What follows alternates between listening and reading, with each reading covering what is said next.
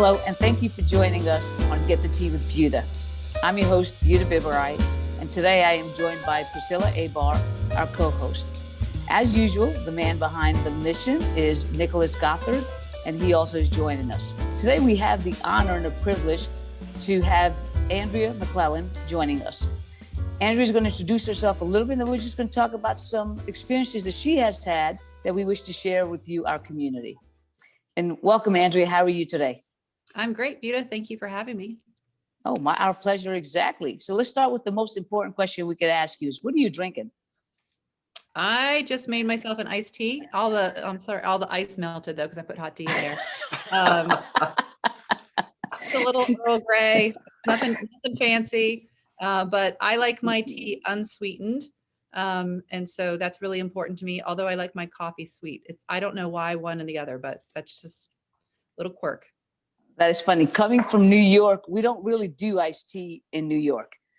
Come down to Virginia and I would go on trips and people would get tea and I was like, no, I want unsweetened, I'll sweeten it myself. And you would have to pour 5 pounds of sugar before you could taste the sugar. And I didn't understand that it's got to be hot for the sugar to work. Otherwise, it just doesn't absorb it. So lessons learned as you grow, I guess. Well, but thank you again for joining us. Tell us a little bit about yourself in regards to the following as far as when you were growing up. What were some of the experiences that you had relative to your accessing education that helped you identify for you in our community how important education and accessibility is? So my family moved to Virginia Beach when I was about 7. And I, unfortunately, a few years after we moved here, my dad left. My mom, who was one of 8 kids and who had never attended college, and at that point she'd never worked outside of the home, she had to figure out how to make ends meet. And so fortunately she was able to attend Tidewater Community College, and she took some classes and she became a technical illustrator or a draftsman. And she started a job and started a life. And she also worked at the local department store on the weekends and in the evenings. So that piece of education, that's not K-12, but workforce development and community college is important to me and to my background because it's how my family survived. Additionally, because my mom was gone and during the workday and often during the evenings, school became my refuge. I didn't want to go home to an empty house.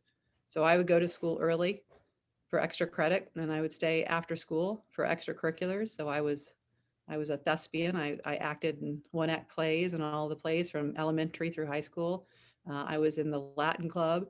I was a student council. I was student council president my senior year of high school in a very large school. So I actually attended and graduated from Green Run High School in Virginia Beach. We had 850 kids in my senior class.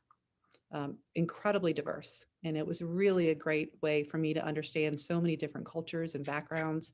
And to be the president of that student body really gave me a flavor of what it was like to have to be a leader and bring lots of different people together on different issues. I had great mentors, great teachers. It wasn't just what I learned in the classroom, but what I learned from the people that helped me propel me to get to the University of Virginia, where I then was able, through Pell Grants, 4 years of work study programs. I shelved books and the stacks at UVA for 4 years. And also I was an RA for the last 2 years, so I paid for my room and board that way as well. But at any rate, for me, education was my pathway out of poverty, and it supported me a lot. So you mentioned that your mom was one of 8, but are you an only child? No, I have an older brother who's 4.5 years older than I am. Okay. So with the two of you, as far as with your mom working so much outside the home, you indicated that you didn't want to go home to an empty house. Did your mom push education for you, or is that something that you just? That's a great question. I think it was just my escape. My brother had a very different perspective. When my parents split, his grades fell. He took 8 years to get through college. We just had different levels of motivation. And, it just was early on. I loved school. It was my happy place. So And I loved my friends, and I was never one of those people who slacked off. I was I just wanted to learn more and more and more. I was that Jan Brady or Marsha Brady from the Brady Bunch, if you know what I'm talking about. Who wanted to sign up for every extracurricular club. That was me.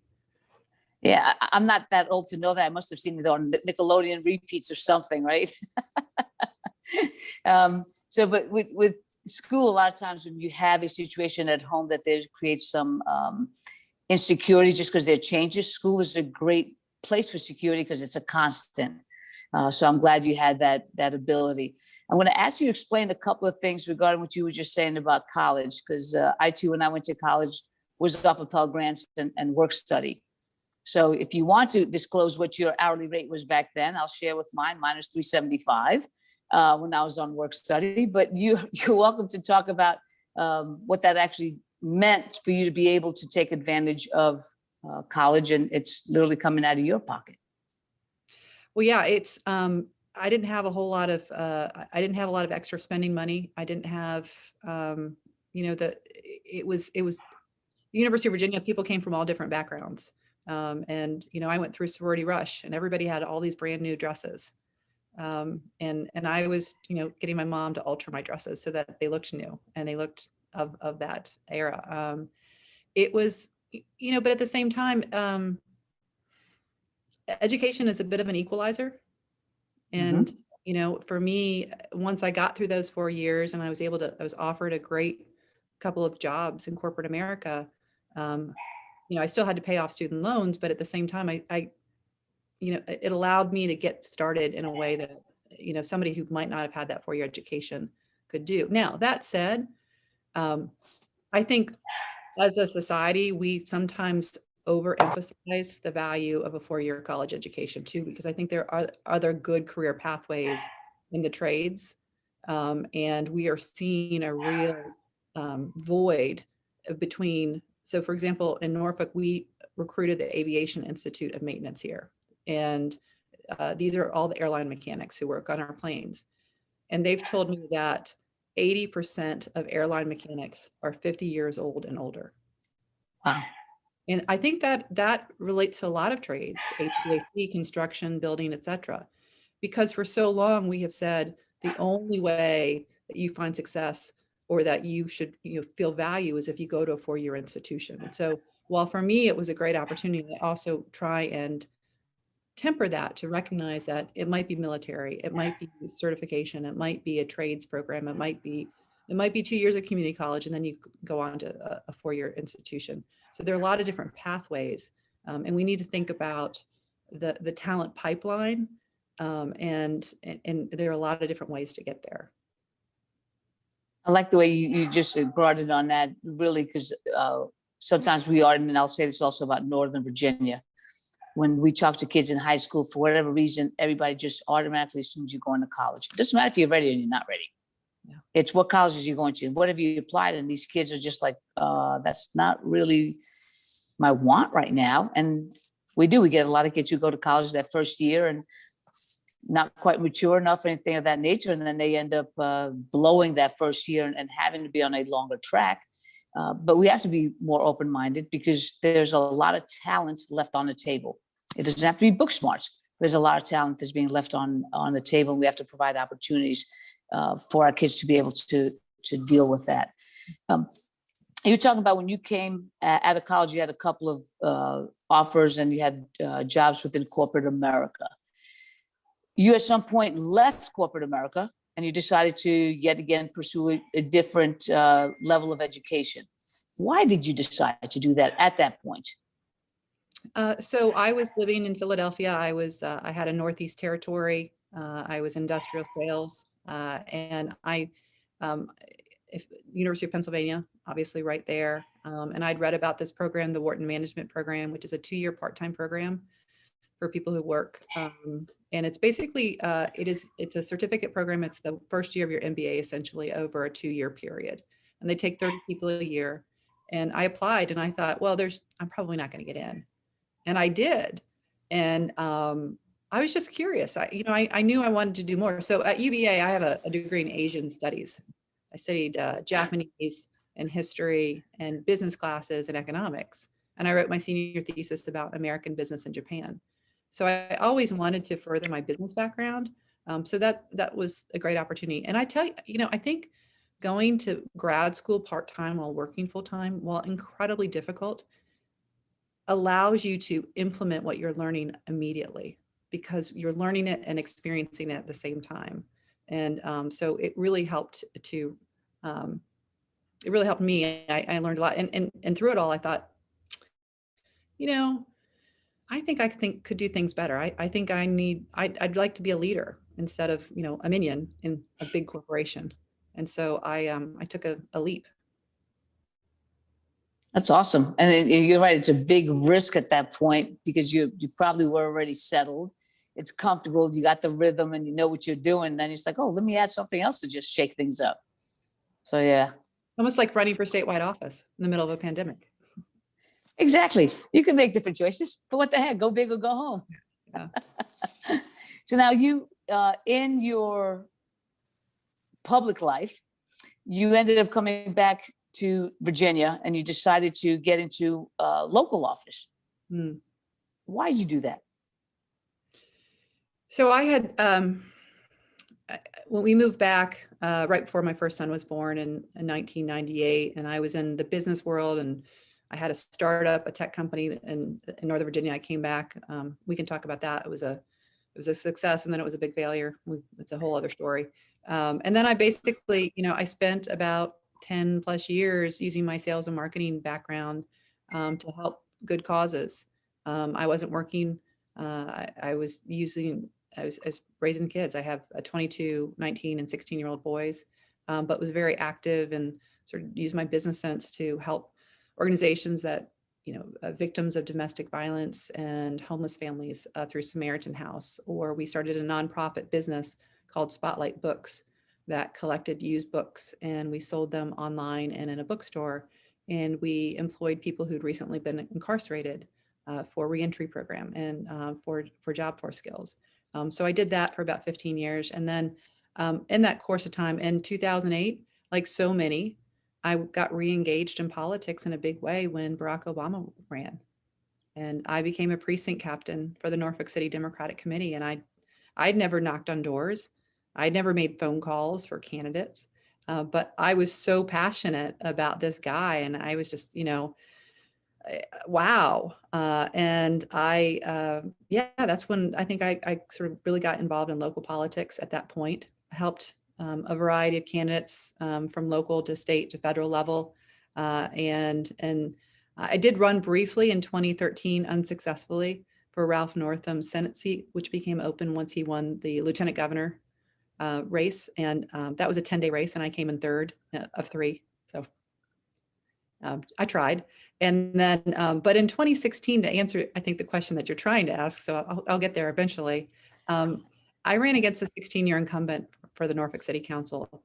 And I honestly ran because the mayor at the time told me to sit down when I was delivering 1,500 petition signatures.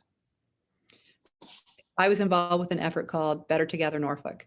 And it was a group that involved the NAACP, the teachers union, PTAs, and we were all concerned about how Norfolk was going to start electing our school board, because we were just going to an elected school board. And the way the city council had adopted the procedure, there's a big concern about that. And so we presented this petition signatures and asked city council to reconsider. And we only have 3 minutes in city council and new business. And by the way, the cameras shut off after the agenda items. So there was nothing being recorded. That's how it used to happen, by the way. We changed that. But at any rate, so I went over my 3 minutes and I had 2 paragraphs left in my prepared remarks. And I said, well, you don't know me, but I don't back down very easily. And I thought, well, he could handle another 2 paragraphs. This is pretty important. It was in the middle of summer. He just let some guy talk about a hot dog stand for 15 minutes. So I kept going, and I was told to sit down 3 times. And I went home that night and I said, I'm running for city council because he needs somebody to balance him. And little did I know, the day I announced that I was running, he also announced that he wasn't seeking re-election. I don't think all about timing.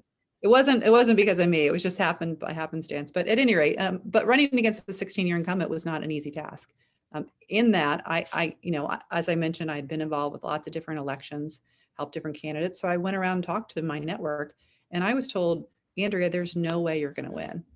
That we pick a businessman, notice the pronoun, and we help him raise money. You're never going to raise enough money, and you just need to wait your turn. And I smiled and I said, well, if I'm lucky enough to win, I look forward to working with you. And I left and I beat him in 19 of 23 precincts, and I raised him dollar for dollar. And every one of those people who told me those things in 2016 has now donated to my lieutenant governor campaign. So there you go. Excellent. There you go. It's all about the attitude. So yes, well, I'm glad not only you did not sit down, but I'm glad that you stood up and you ran, because that also gave an opportunity for your community to get some focus on improving their public schools. And then you also address the issue that we have still in Northern Virginia, as high tech as we are, in dealing with broadband in some communities, that it doesn't exist. And during COVID, we hit a crisis because we had that huge disparity of resources available to our kids. How did you end up working with your community down in the Norfolk area for you to be able to address that? We are starting to address that, and it's a huge passion of mine. I have actually, in addition to serving on the council, I am the chair of the Hampton Roads Planning District Commission, which that represents the 17 municipalities, the big regional group. And we actually stood up the concept of a regional broadband ring about 3 years ago. So in advance of COVID, knowing that connectivity was going to be key to our future. So we are connecting, we created a regional authority. I'm the vice chair of that. We are connecting 5 cities, are municipally owned fiber. And this, I'm getting into way too many technical details, but essentially the whole goal is to create more competition, because we only have typically one internet provider. And so the prices are high and the service isn't always great. And so by reducing the barrier to entry for other internet service providers, by creating a middle mile, if you will, that's what they call it. That's our goal, to lower prices and increase speeds. So in doing this, I've learned a lot about broadband. And typically in Virginia, we have been talking about unserved rural communities, and we have to continue to do that. So parts of Loudoun County that are not served, or Southwest Virginia, which has real issues, the Eastern Shore. I mean, there's lots of areas that are unserved. The problem, Buta, is that we really haven't talked about the underserved. So in Norfolk, 25% of our homes don't have access to high-speed internet. Wow. It's not that it doesn't exist. It exists. It's not affordable. So our goal needs to not only be ubiquitous, reliable, and high speed, but it has to be affordable as well. And so the good news is the FCC in the last 2 weeks created an idea of a broadband emergency benefit. And they're in the 60-day period of trying to figure out how that's going to be deployed. But potentially it will be $50 a month, income-based, that will go out to homes to help pay for their broadband. But as a state, we need to start looking at that piece of the puzzle too. We need to be thinking about the way our grant structures work. And we need to be looking at the last mile, which is that piece that gets to the home or the business, and not thinking of it as the last mile, but as the first mile. Excellent. So listen, now when you, I was just going to say real quickly, we talked about kids and broadband and access there, huge piece of the puzzle, but it's also an issue for people just getting their COVID registration, right? Until a week ago, if you didn't have internet access and a distinct email address, there wasn't a statewide call center to go to. Right. It's an issue for healthcare. It's an issue for agriculture. It's an issue for business. It's an issue for kids. So anyway, sorry. No, that's perfect, because we were also, Nick and I were talking a little while ago where with one of his 14 responsibilities that he has, he works with the Virginia Department of Health. And Nick, if you want to chime in here as to what your experience was this afternoon, as far as trying to communicate with the elderly on that very issue, I think that's very pertinent. Yeah, I think, Andrea, I've been at several of the same committee meetings, as you've been speaking to folks, and you time and again ask them how the vaccine rollout is going for them. And as someone who works for the Department of Health in the Richmond Henrico Health District, we have a lot of challenges. And I think you're acutely aware of everything that we faced until the state finally made that statewide forum and the statewide call center. And when it comes to access for our rural communities, for our homebound seniors and people with disabilities, there's so much there. And so sort of to that end, I'm curious, for you, coming out of local government experience, going into the unique role that is the lieutenant governor, where, it's not quite an executive, it's not quite a legislator. How do you see your background, both in local government and in business, impacting how you're going to shape the role? Great question. Thank you. So I think we maybe should start with what a lieutenant governor does or doesn't do. So the lieutenant governor role is essentially presides over the Senate, breaks ties in the Senate as needed, so very much akin to a vice president. And then outside of that, there's some board roles that are codified in terms of the Virginia Economic Development Partnership. So certainly my background would work well there. The Virginia Tourism Authority. Virginia is for lovers, and particularly if you're from Virginia Beach or the Hampton Roads area, it's a big piece of our economy down here as well. But you're the wingman to the governor, whomever he or she is. But then you have a platform for 9.5 to 10 months of the year that's statewide, where you can convene the best and the brightest resources to address some of our biggest issues. So if I had to say, I have a couple of issues that I would want to address, again, broadband would be my number one issue. But in terms of my background in business as well as local government, at the local level, you have to build coalitions, and it's not particularly partisan in nature. You just have to get things done. That's what we do at the Hampton Roads Planning District Commission. It's a bit of a microcosm of the Commonwealth. There's 17 municipalities, very rural counties, very urban cities, and suburban and exurban areas. We've got Republicans, we've got Democrats, and we have to sit around and get things done. And we've addressed issues like our broadband ring, like offshore wind, like sea level rise and flooding, and most recently the vaccine distribution. I mean, we sent a letter to the governor from the Planning District Commission saying, here are our concerns and here's how we could do things to help you to make things better. Because at the local level, this is what we're seeing on the ground. And so having that perspective and bringing that statewide, I think is going to be very important. And quite honestly, we've not had anybody elected to the lieutenant governor position with that local government background since Tim Kaine. And I think that I could bring a lot of value to the position with that background. Okay. Thank you, Andrea, for that. And thanks for sharing, what a lieutenant governor does, because I think a lot of people don't know the differences. And I'm also from New York, so I can tell you that, at least with my experience coming from New York, I always heard from Cuomo, not necessarily Kathy, but over here in Virginia, it seems like at least like the person in charge of the, holding the lieutenant governor role, Fairfax, definitely hear more from him. So I guess it all depends state to state. On that note, I know you had started ventures in the past. You ran 2 small businesses, if that's correct. And you firsthand experienced the challenges around small business owners and what they go through.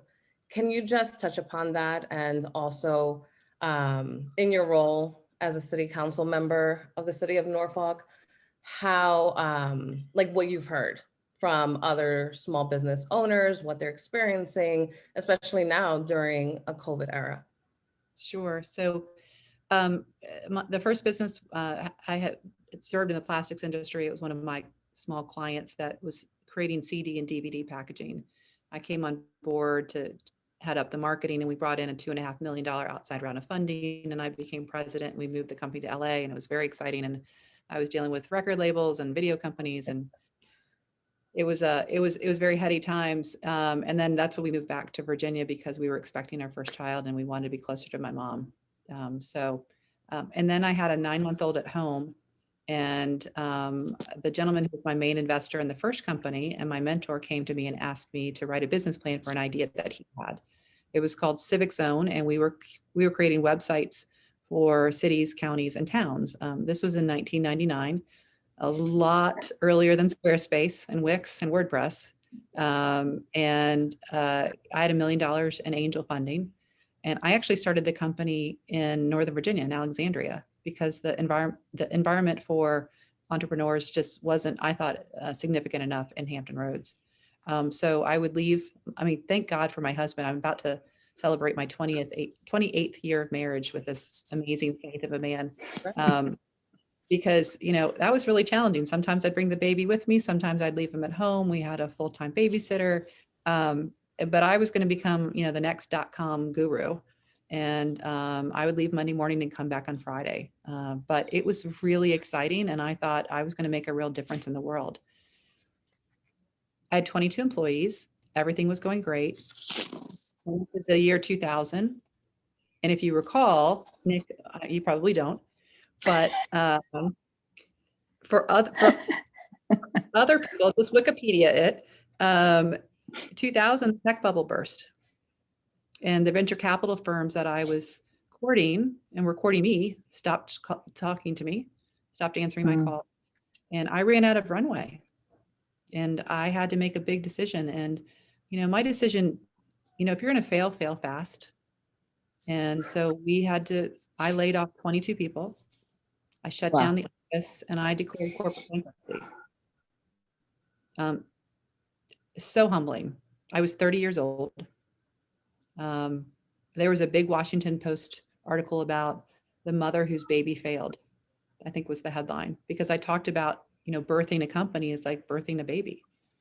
And, you know, I wasn't proud of that, but I thought it was appropriate to share my story so that others could understand that it's okay to fail. Like, it happens. And I wasn't alone. There were a lot of people going through very similar experiences at the time. And I came back with my tail tucked between my legs to the Hampton Roads area. And fortunately, I was able to get involved in the tech community locally and help to build networks of people to strengthen our local business community, and actually chaired the Small Business Advisory Board when Governor Mark Warner served. And I still stay very much involved in the startup community. Now I'm work as an angel investor with helping other small businesses start. But from a council perspective, we've really leaned into a program called Open Norfolk, because we knew in Norfolk, a lot of our restaurants and hospitality businesses were going to close because of COVID. And we rely on food and beverage taxes and hotel occupancy taxes. And we wanted everybody to be safe, but we also wanted them to hopefully succeed. And so we leaned in and we basically eliminated a lot of the paperwork that typically is needed for dining outdoors. We put a design team into place that went out and helped all of our local restaurants figure out how to create their seating areas, working how to expedite ABC licenses. And, you know, we worked really with all the small homegrown businesses, and it was really, really successful. We're very proud of that. Our economic development department called every business in Norfolk to find out if they needed help with PPP loans, help with the applications. So we've really tried to provide not only, and then we have a whole grant application process right now for not only businesses, but also nonprofits. I'm so worried about our nonprofits surviving this. They say, you know, 1 in 4 are not going to survive. So we've also provided grant funding for our nonprofits. But it's not only access to capital, but it's also access to mentoring and know-how, procurement. And so those are the sorts of things that we're hearing in Norfolk right now. And we're always trying to improve our processes. So I just was with our planning department last week on how our restaurants when they change managers, they've got to go through a rigmarole at City Hall. And so we're putting some of it online, and we're eliminating a month of the decision-making process. So we're trying to take that business approach and trying to be iterative and try and make things easier. It's interesting what you said as far as from a private sector to the public sector, that efficiencies are so important that sometimes they get lost in processes when you're in the government sector.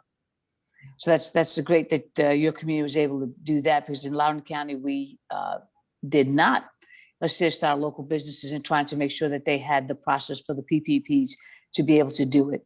And we had a lot of businesses, and it's nationwide, who by the time they were able to get somebody to help them, the funds had dried up. So that's unfortunate that a lot of communities didn't help the small businesses that way. And Priscilla, I think you were going to ask the next question, so I apologize. I didn't mean to cut in front of you, but I just wanted to raise that issue. I appreciate you doing that. Norfolk is it's a great community. We go down in the summertime, and also with the Virginia State Bar, we do Virginia Beach and things of that nature. So that's a great community to be visiting. Thank you. I wanted to touch on the clean energy plan, but before I do, just want to go back because I actually haven't thought about nonprofits, and it's pretty concerning because a lot of them, obviously, we all know they provide services for communities.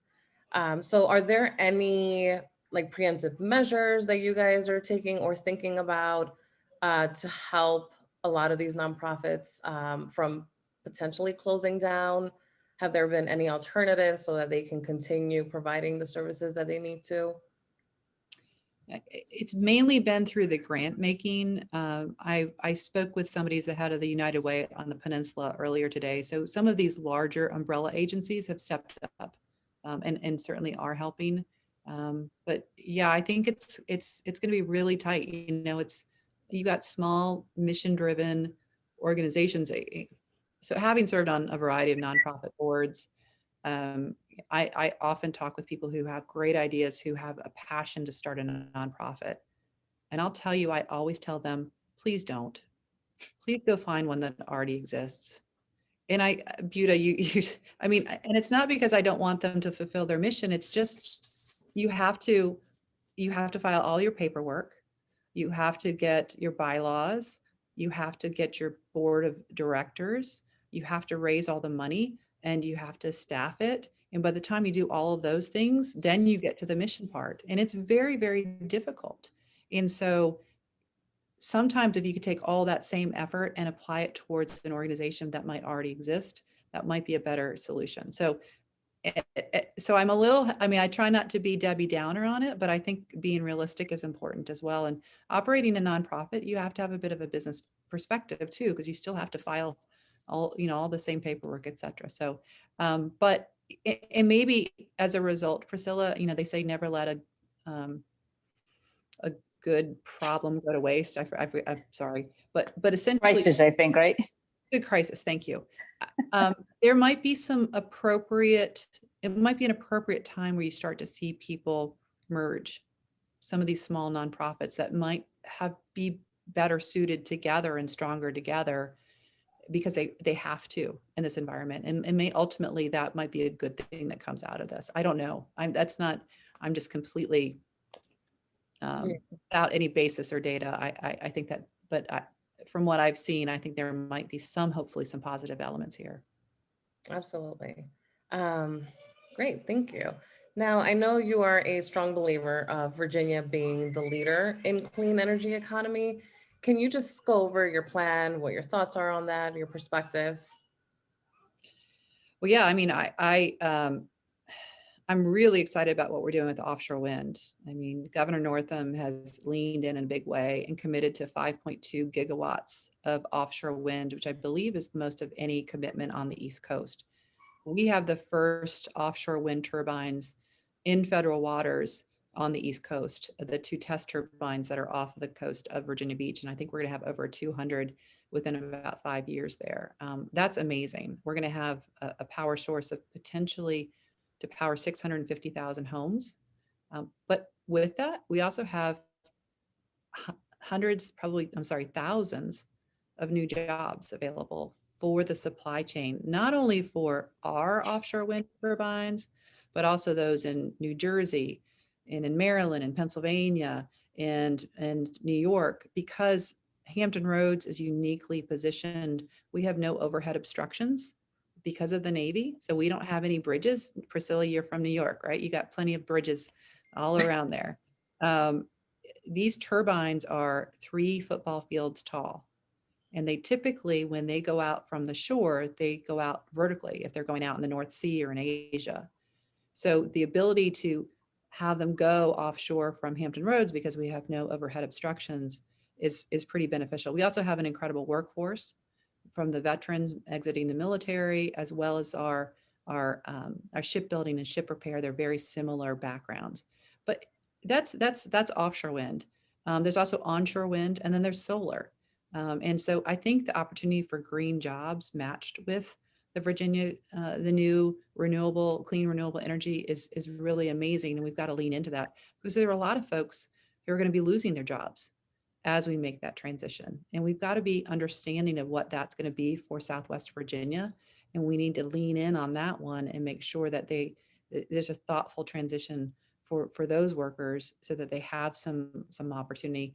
I love the idea of taking UVA-WISE and creating that as a renewable energy research institution, and making that a area of excellence in the state of Virginia. Well, you're speaking about a bunch of different ways that we as a Commonwealth, I almost said state, Yes. as a Commonwealth, exactly, I gotta remember that, can actually collaborate, because this is a benefit that will go statewide. Yeah. It is something that we also have to start thinking about, is there are some more rural areas that are going to be maybe much more apt to be able to do it and do it successfully. But those of us who are in the much more condensed population areas, or in the communities that don't have that flexibility, we can also draw from that, because then what we end up doing is the economy definitely gets the betterment of it, because we're able to maintain jobs, we're able to create jobs. So that's a great perspective on that, because we've always talked about as a team the synergy of the community. So between the questions that we've asked you and the information that you've given us, you've had almost like a full circle of those aspects of our community that make up the community. So you've got the small business owners, you've got the local governments, you've got the nonprofits, you got the innovators. These are things that we all come to the table together. And as long as we have the goal of the success of the community, then I think we improve our chances of doing that, because we could all be successful in a silo. Yeah. But the minute we put our energies together, then I think exponentially we're more successful. So I love the perspective that you've been able to share with us today, as far as, your ability to see the bigger picture and understanding the challenges that face a lot of the different communities within Virginia. So we very much appreciate the ability to be able to have shared that with you. So thank you very much. Can I add real quickly there? I'm sorry. I just Sure. add No, on. please do.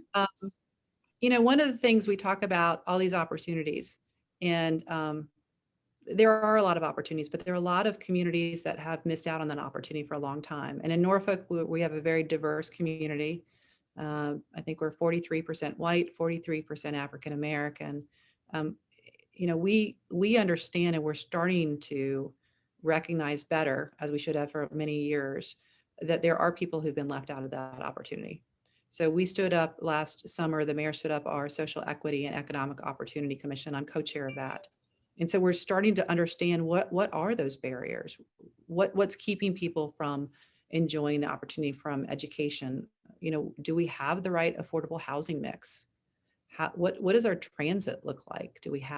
Is it reliable? Is it safe? What about health outcomes and food insecurity? So, I think it's important to talk about jobs, but we also need to recognize that there are a lot of incredible inherent barriers for years of systemic racism. In Norfolk, we had redlining for years and years and years. So we have public housing that is infrastructure that's in our most flooded areas because it just was never created or invested in the way it should be. So I think we need to add that piece in the mix too, and have that lens as we are considering where we're going, that it's not about equality, it's about equity. And I'm really glad that we're starting to make that turn into that next chapter, because equalizing everything that's not enough. We've got to have an equity lens and make sure that people can even get to the starting line. Thank you very much for raising that, because it's interesting that you spoke to that specific to the Norfolk area. And as I don't know if I mentioned earlier, but I think you do know, we're from Loudoun County. And Loudoun is touted as being, obviously the most affluent. We have the greatest benefits, and we're an absolutely great community, but we have the same deficiencies, where portions of our community have been left outside the ability to be able to gain access to those. So I think sometimes my community is a little bit blind to the fact as to there is a difference between equality and equity.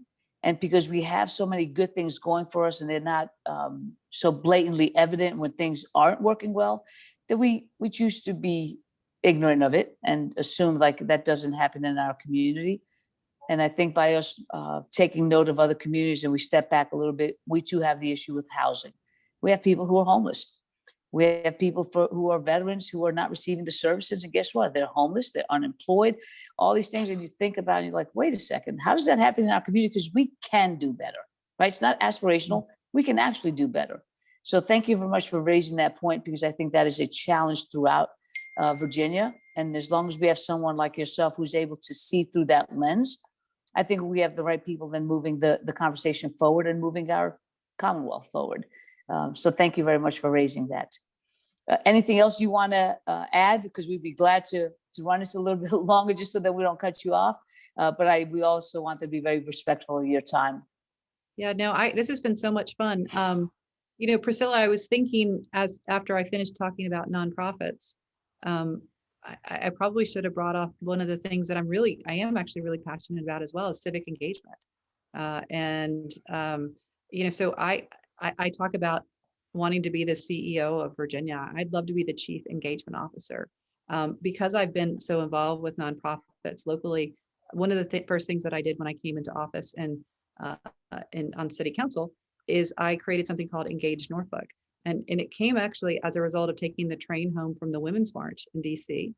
And all these people around me were all of a sudden, well, they were pissed off about Trump, and they were woke, and they thought, oh my gosh, I can't sit home anymore. I've got to do something. And I'm like, okay, where have you been? But anyway, we didn't argue, and we stood up this event in about 3 weeks, and our theme was turn your passion into action. And we had over 1,000 people show up, 1,000. And we had 100 organizations where people could learn how to volunteer and how to get engaged. We had elected officials. Amazingly, most people have never actually met their elected officials. And we had civic workshops, and I've held it every year for 4 years. This year we couldn't because of COVID. But if I could scale that and if we could think about how do we leverage the human capital that exists in the Commonwealth, how do we do a better job of connecting the dots between the people who want to help and the people who need the help? Not necessarily by standing up more nonprofits, but can the state become a better matchmaker and emphasize that? And then how do we, as a brand, not a state, Buta, how do we become the Commonwealth that cares? Virginia's for Lovers is great, but I would rather people think of us as you're the Commonwealth that cares. And this is the place where if you live in Virginia, you can go make a difference in your community. And so that would be one of the overarching themes too, as Lieutenant Governor, that I would like to take on. And it would help to address some of those issues of supporting our nonprofits for sure. So thank you for letting me add that. That's amazing. You're very welcome. And before we close, just want to ask you one question. You're running for Lieutenant Governor. So why now? And what would you change if you were to become Lieutenant Governor? Well, why now is because, first of all, I represent the largest constituency of anybody running. I represent 125,000 individuals, and I also represent the 1.7 million people of Hampton Roads. So I think I've got the experience and the know-how and the knowledge to hit the ground running. And I want to see real change. I want to address, I don't know if I would change anything, Priscilla, but you talk about being accessible and visible. I will make this full time. I'm fortunate to be able to be in the position to do that. And I want to be throughout the Commonwealth. I want to be seen as that chief engagement officer, as the chief broadband strategist, as the promoter of clean energy and flood mitigation issues, and that person who's going to champion workforce development and small businesses. So those are the things that I would really like to focus on. My whole theme is create access to opportunity for all Virginians. And that's why my PAC was called Access for Virginia. That's why we call it the A-Team. Nicholas, do you even know what the A-Team is? Because most of my young staff have never heard of it. I have heard the theme song, so I'm on the track there. It's only a matter of time before I get the rest. Well, we'll have to, we'll have to bring you along. You're in good company. So if you don't mind, just put together like a bunch of gold jewelry in a box, send it to me. I'll share some with him. He'll get the theme real quick. Exactly. So Andrea, again, thank you very much for joining us. We do appreciate you. We appreciate you for taking the time and sharing you with us. And also for your willingness to be able to put yourself out there and run for the Capitol. As Lieutenant Governor, I think you do actually have a great opportunity to be a huge influencer. And it doesn't have to be in the limelight, but just literally rolling up your sleeves and getting dirty in the mix of what needs to be done. So we wish you every bit of luck.